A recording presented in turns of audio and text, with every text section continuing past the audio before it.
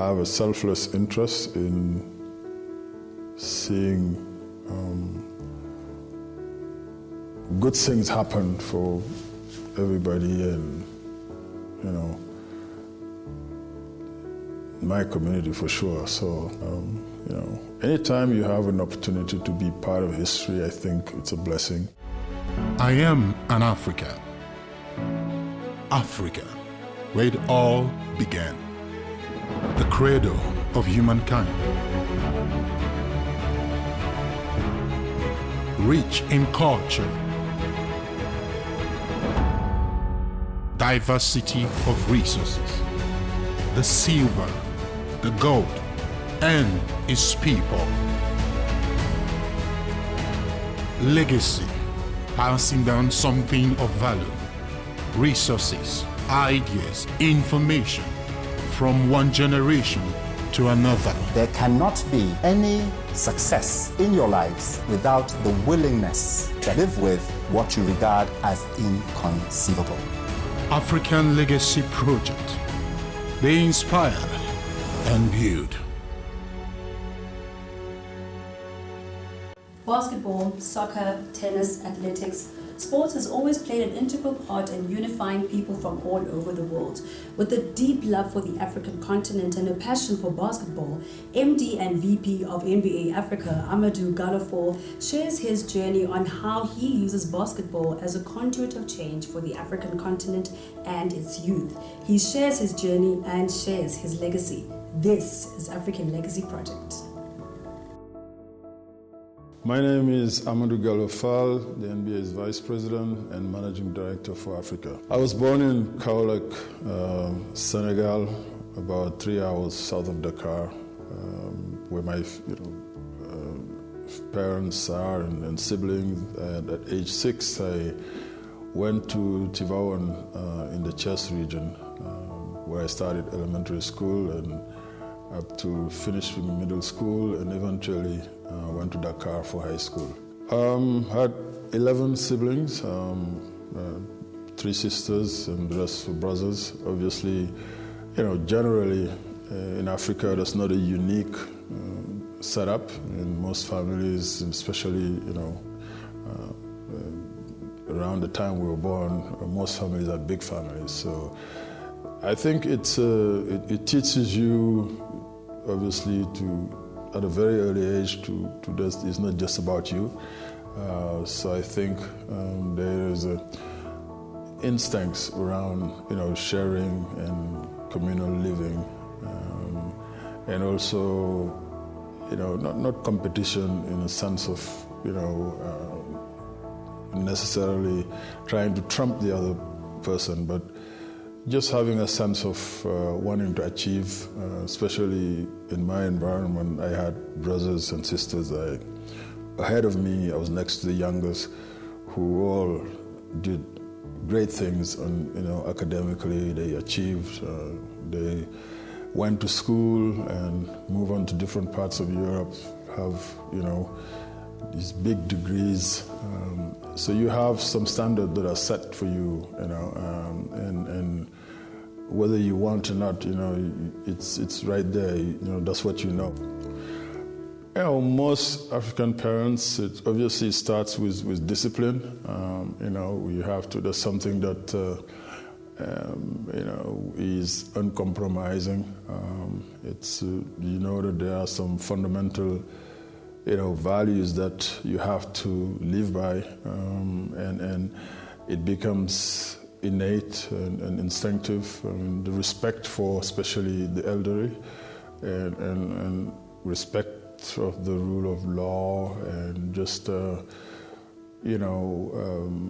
whether somebody's watching or not, what's right from what's wrong, and you live by that. And I think I come from a family structure that was, very stable and consistent from that standpoint. And where I had an older sister who basically was my surrogate mother, and just to show you that people are empowered, very early on when it comes to notions of discipline and what you need to do, and which is really centered around school. So I think the base came from there. Respecting people and first respecting yourself too. I think there was always a great deal of pride in the family, in pride in being self-reliant and making sure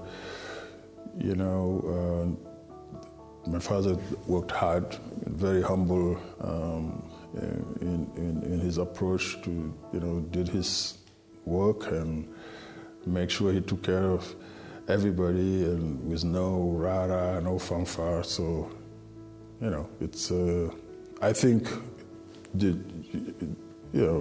generally the apple don't fall far from the tree. I have a lot of nieces and nephews. For a long time, living through, my brothers and sisters, and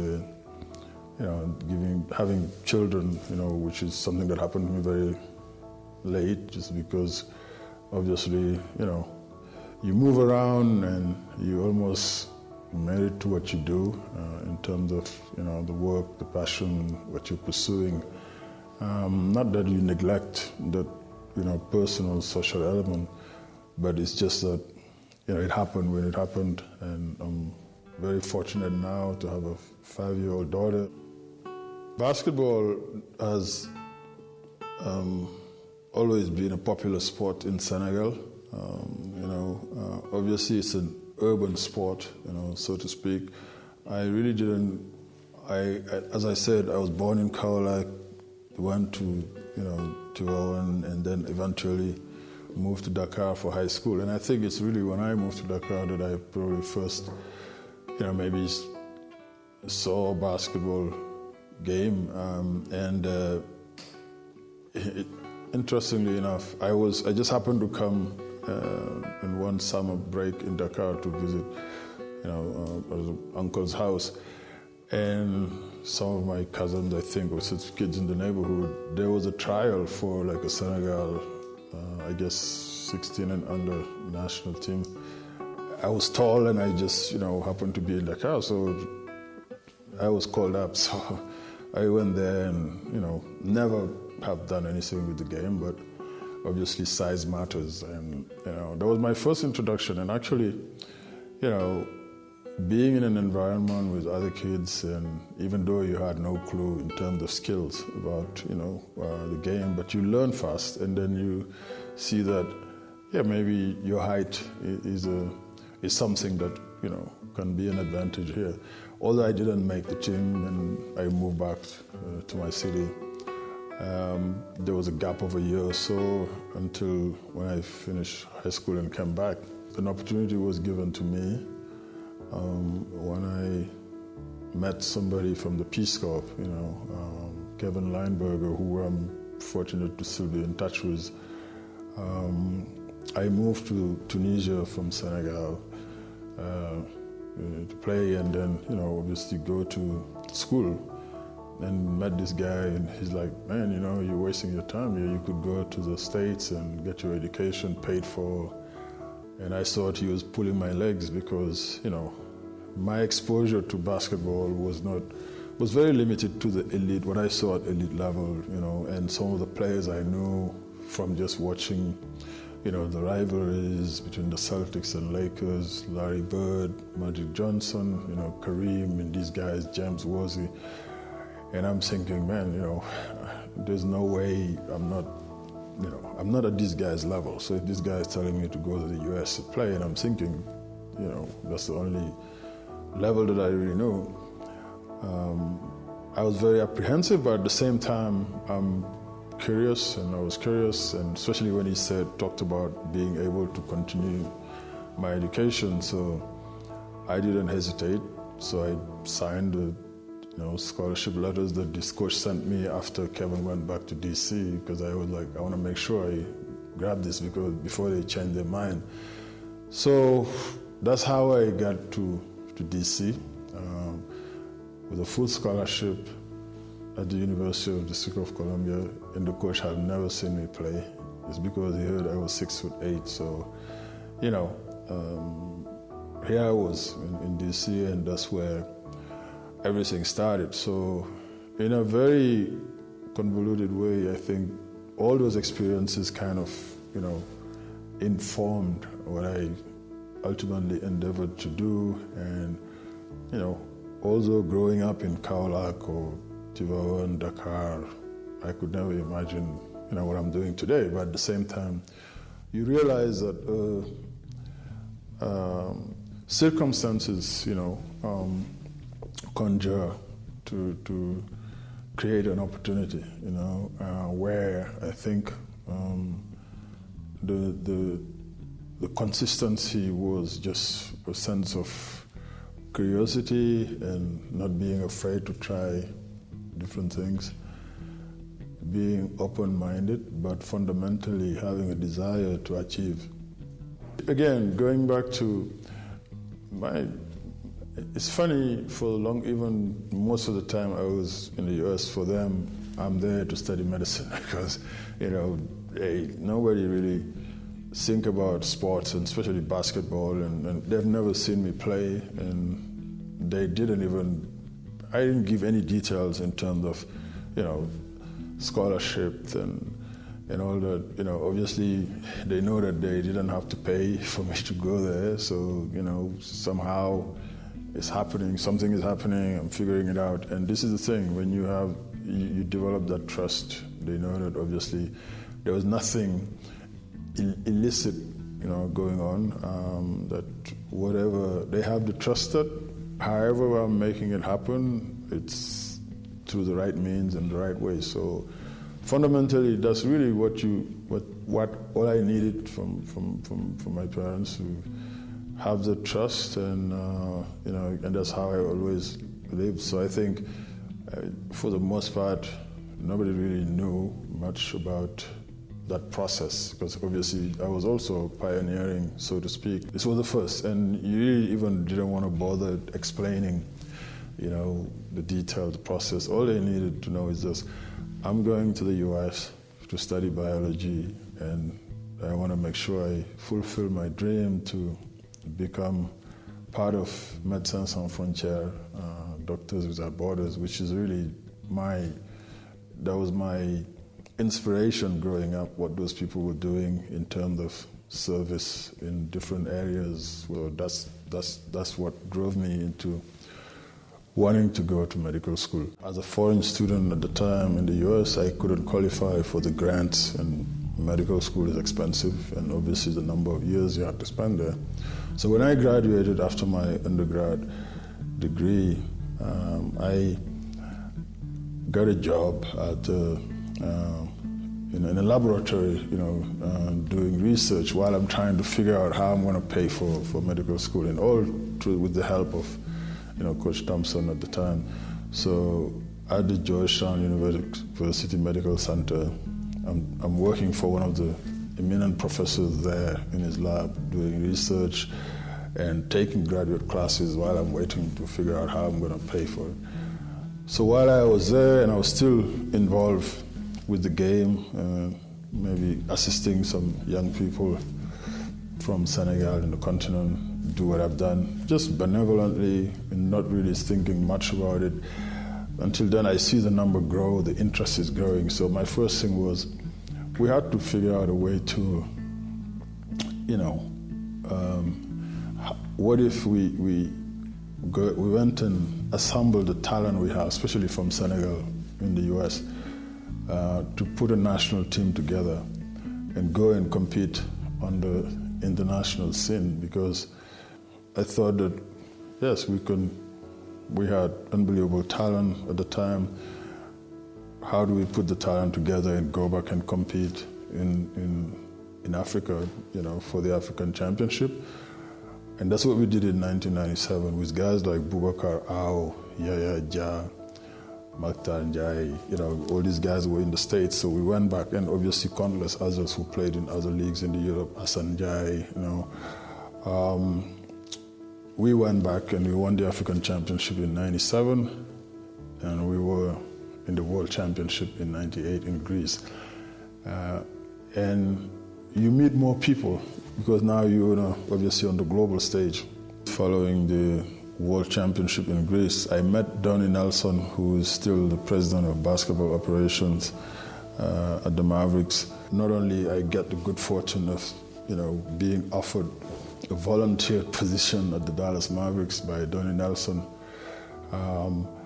which was unpaid. So I left my job at the lab to go and join the Mavericks because I thought it was a foot in the door, although I wasn't going to get paid. It was an unbelievable journey for me because I was fortunate and privileged to have a front row seat in building an organization from basically, from the ground. Dallas, obviously, it's a great sports town. Obviously, everybody knows about the Cowboys, and then later on, the baseball team also was, playing in World Series. But I think, getting guys, especially, a player like Dirk, changed the entire course of the franchise.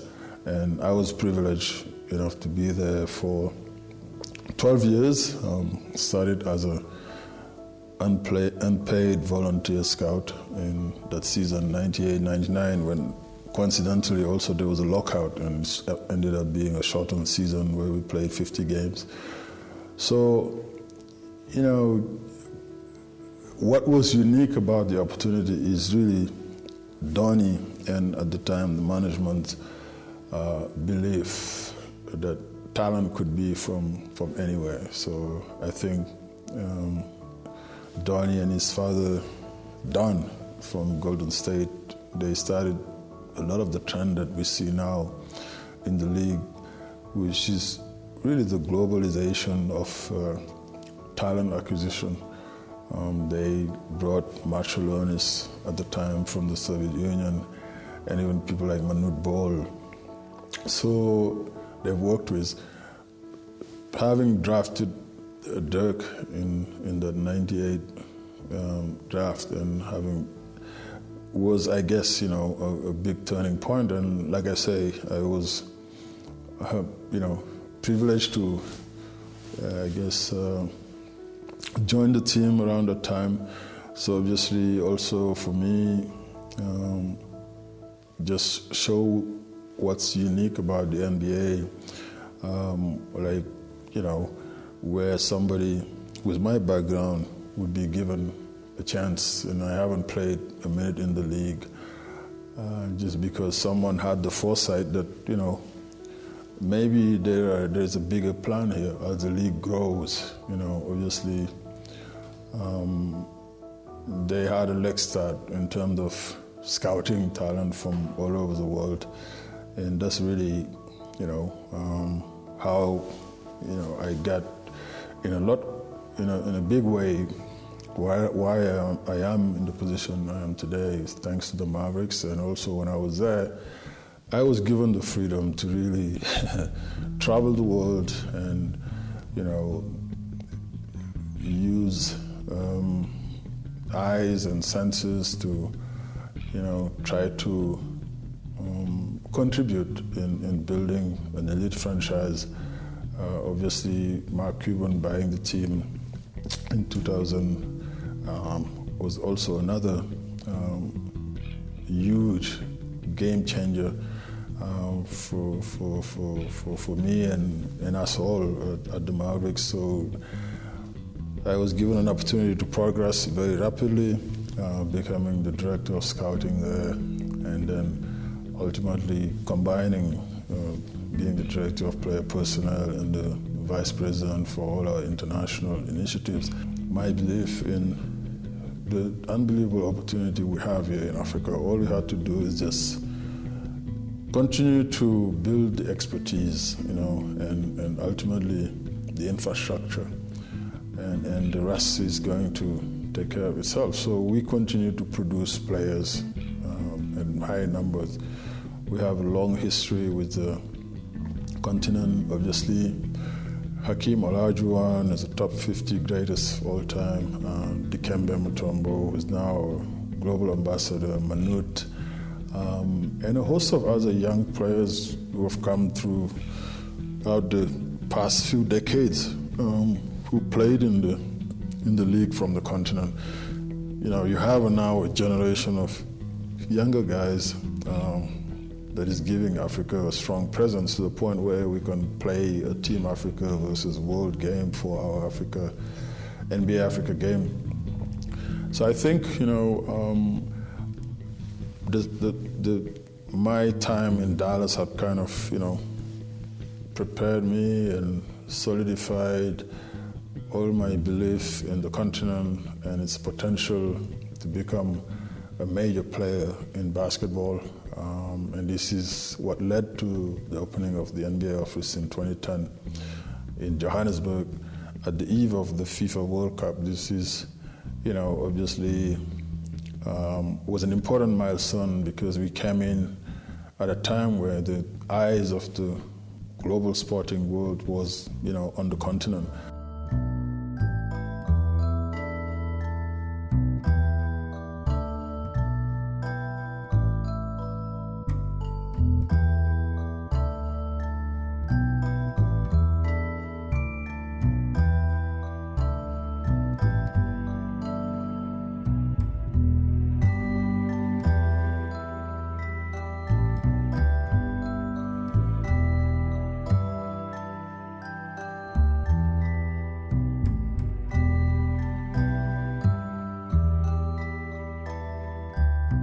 So it was great to be part of the journey, and today is 7 or going into our 8th year here.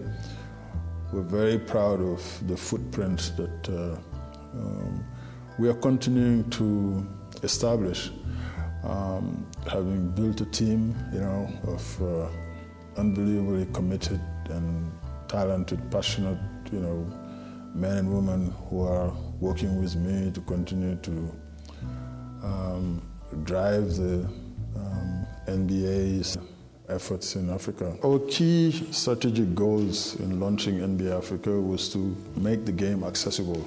You know, and I talked in some of these from my own story about how you struggle to find a place to play, and you know, a lot of young people who maybe never really had the opportunity. If you talk to both Hakeem and Dikembe, as greater players as they become, they all started the game very late. So, you know, it always, you know, make me wonder how many guys like Hakeem or Dikembe have been missed because they never had a chance to be exposed or come across the game.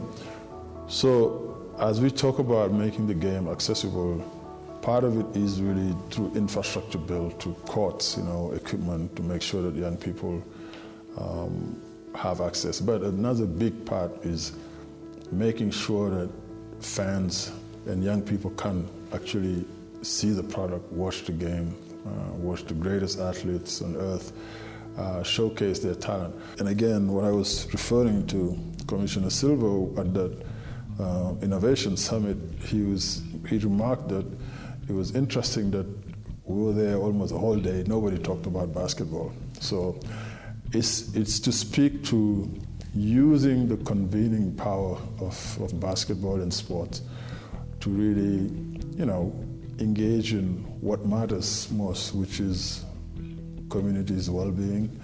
And here in Africa, we think and that it starts and finishes with the youth. And our game and our league is, you know, proud to have taken a leadership role in terms of focusing on that primarily. So yes, we continue to, and we will continue to engage with business leaders, captains of industries, all stakeholders, you know, government, heads of state, sports ministers, to build a future for our youth, and we think that our league and our game can play a central role.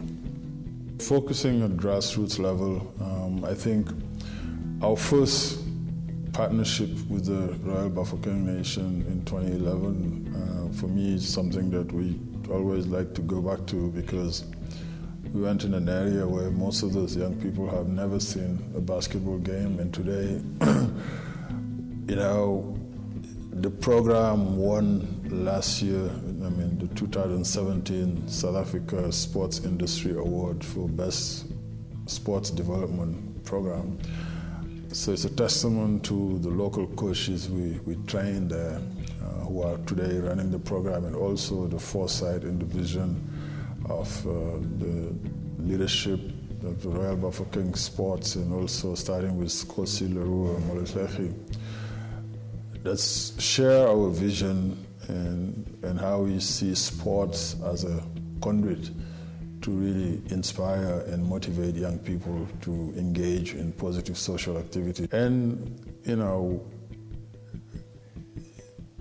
initiating and developing, launching junior NBA leagues in 11 countries across the continent is a further milestone that, you know, we are excited about, that we intend to have these leagues in, you know, the entire continent.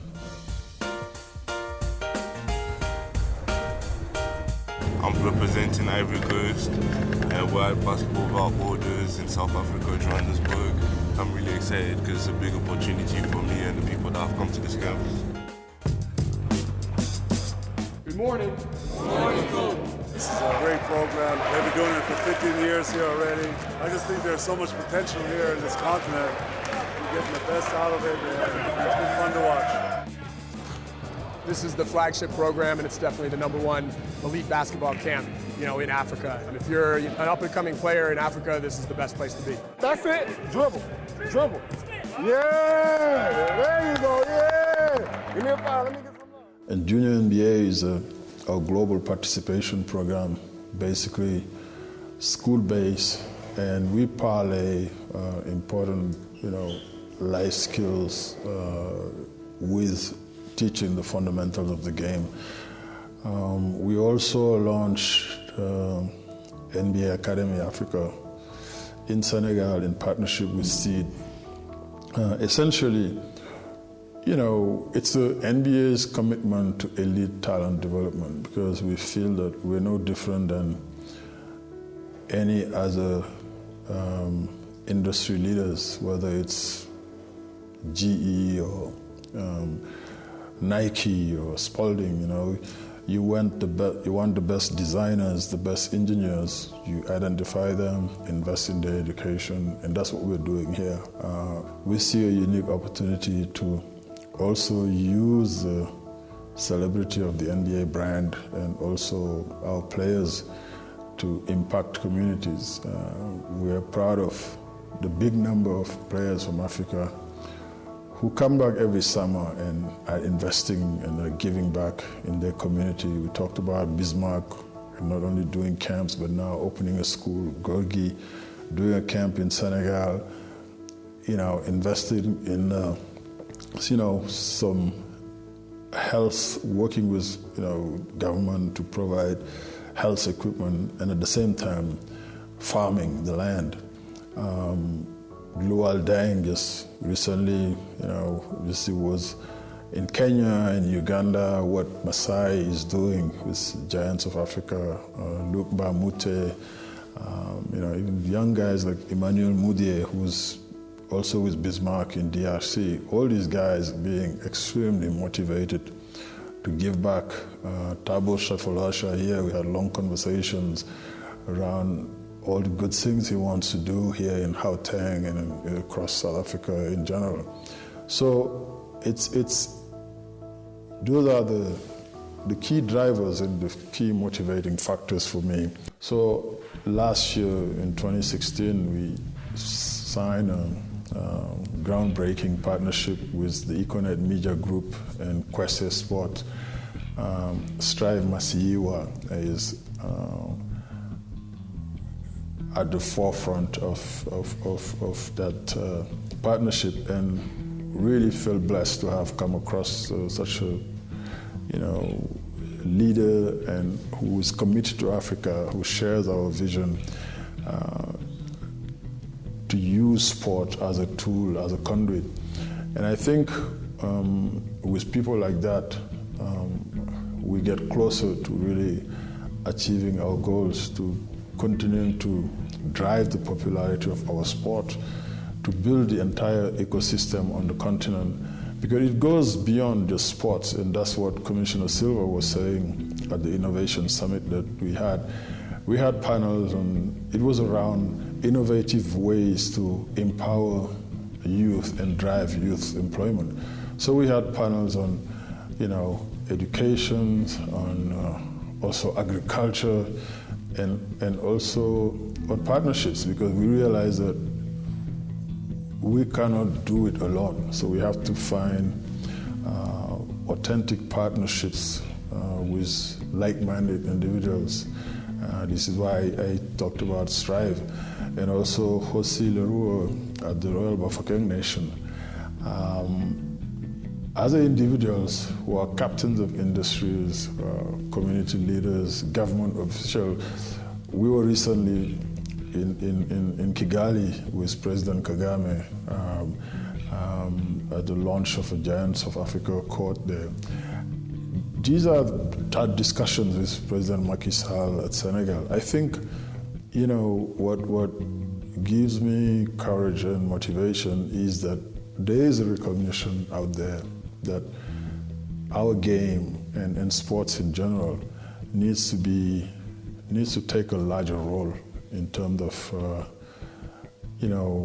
a key driver of growth, because it speaks to the youth, in a language that they already understand. My encounter with basketball and sports opened my eyes to the fact that I realized it was not necessarily the practice of medicine as a science, which is something that obviously is very passionating. I love all the courseworks that I took.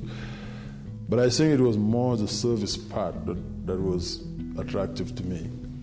And through my journey in sports and in basketball, having stumbled on the game and in a very rapid time frame, finding myself in the US on a full scholarship and meeting unbelievable people in the basketball world, people that I read about, who I could never imagine, sharing the same space, and you meet them, they, have an instinctive or immediate, respect and interest in finding out where you're from.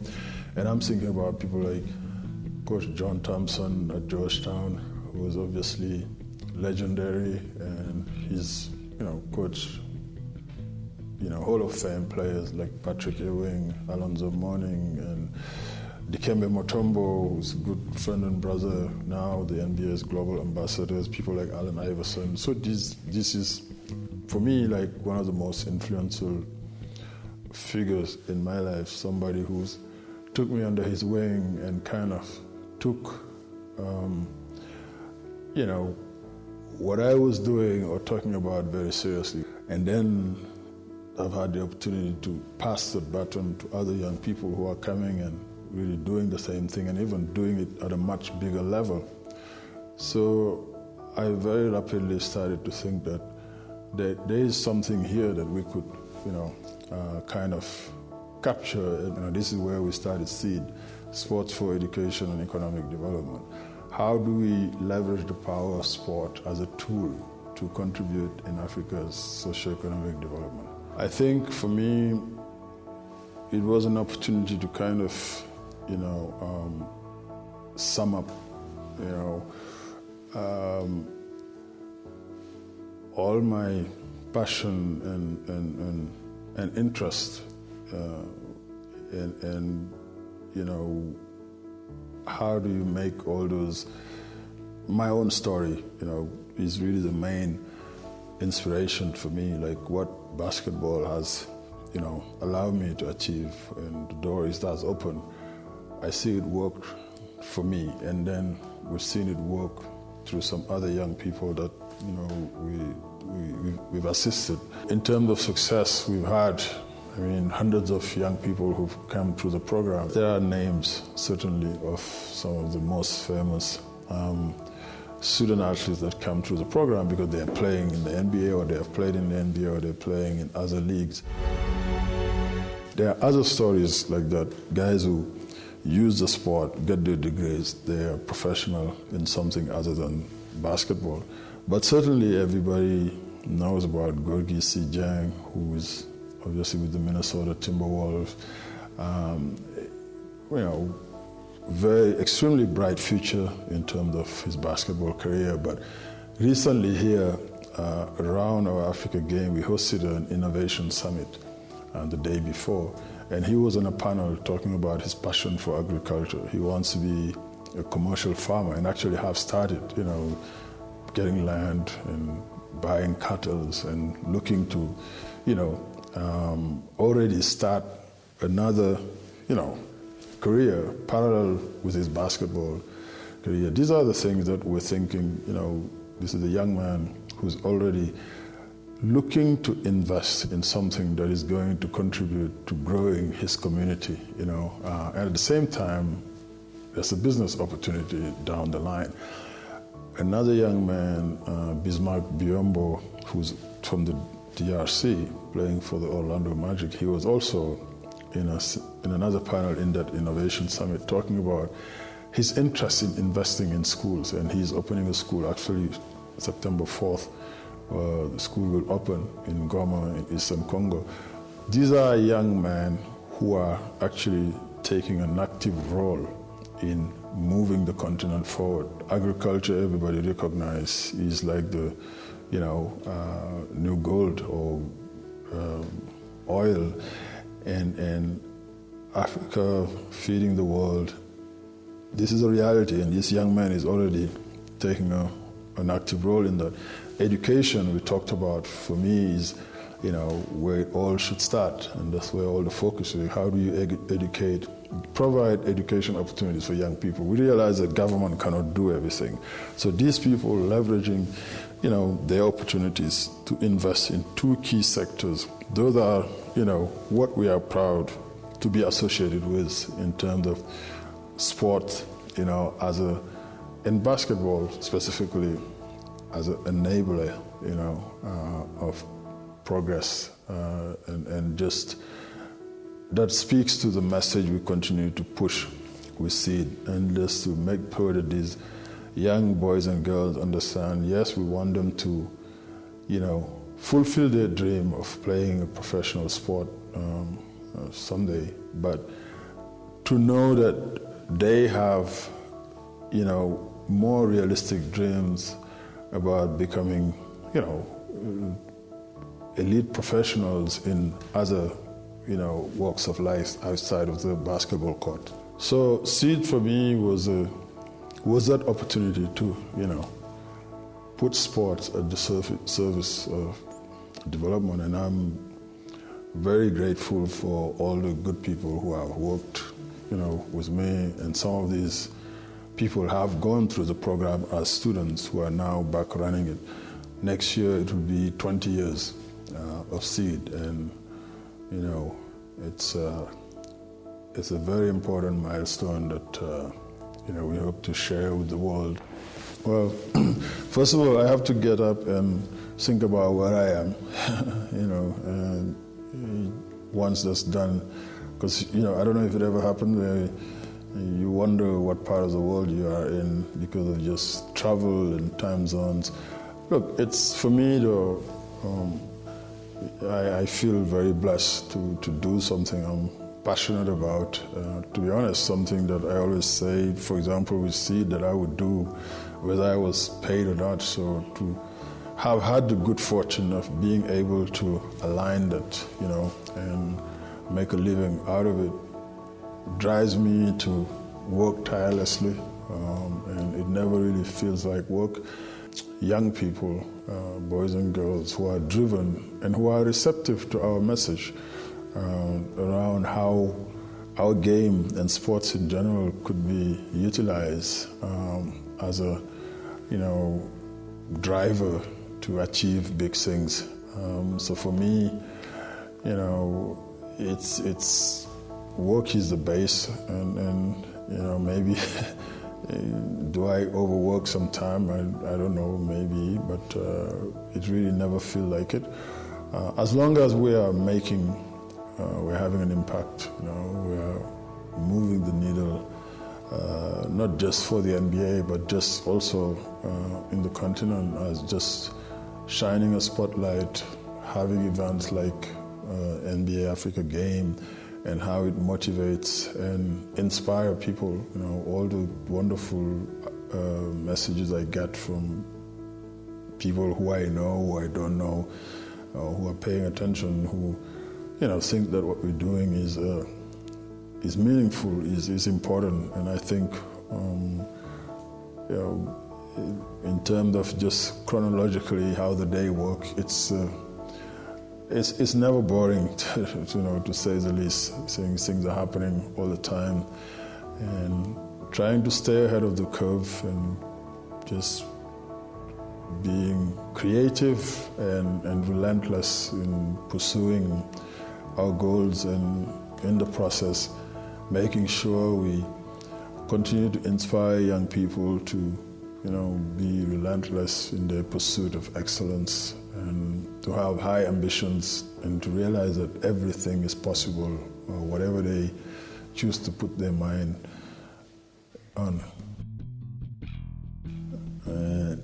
My daughter is an unbelievably sharp young girl in terms of just remembering everything, so I make sure I pay attention to what I promise her. I'll love my daughter to know that it's a huge world of possibilities, and it belongs to those who are prepared and are bold. Don't limit themselves to the narrow confines of whatever the immediate environment is. So my goal is to make sure that she's exposed and to explore, to do things that she has a passion for, and that's really the environment that we want to contribute to creating, where young people from across the continent are going to be bold in their aspirations, and if they want to fly a spacecraft, or think about going to the moon, building stuff, creating, whatever it is that they have, that enabling environment, just a sense of limitless possibilities, and I think would probably be the most important thing in my mind that young people should know. Certainly, we'll do our part at home. I always find it strange for me to talk about legacy, because certainly still feel like we have a long way to go. There's a lot of things to do and hopefully achieve. So, maybe hopefully 20 years from now we start thinking about those things. But look, we are encouraged by some of the things that I've been fortunate to be part of. Obviously, seed for me, is a key driver, and it is something that we could always look back and be very proud of. Having been part of starting Basketball Without Borders here in 2003, obviously, the time at the Mavs for 12 years, so long history there, and the relationship we built across the line, the time. All the great young people, boys and girls that we have been fortunate enough to cross paths with, we've, I guess, enabled or opened the doors for them to, because I don't like the word help, because I think you believe in destiny, you think that, you're maybe sometime you're just that conduit, that create a link but it's really up to those individuals because of their talents and skills. They deserve all the credit. Certainly, yes, opening the office here in Johannesburg, doing the first Africa game here in 2015, and now doing it again a few weeks back in 2017, with the interest and in our sport. I could really push to a lot of partnerships that we were able to build.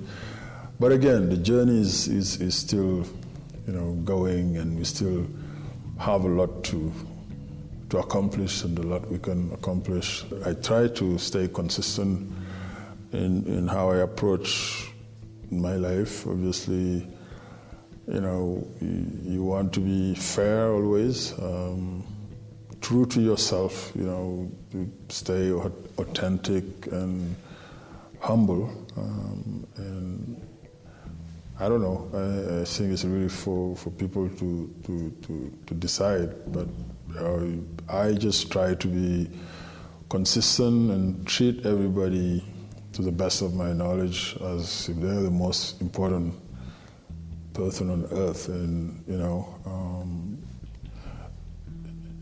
I think it's about just authenticity and consistency in your approach to human interaction, and having a sense of responsibility to contribute to the environment, the community, just have a selfless interest in seeing good things happen for everybody, and my community for sure. So anytime you have an opportunity to be part of history, I think it's a blessing.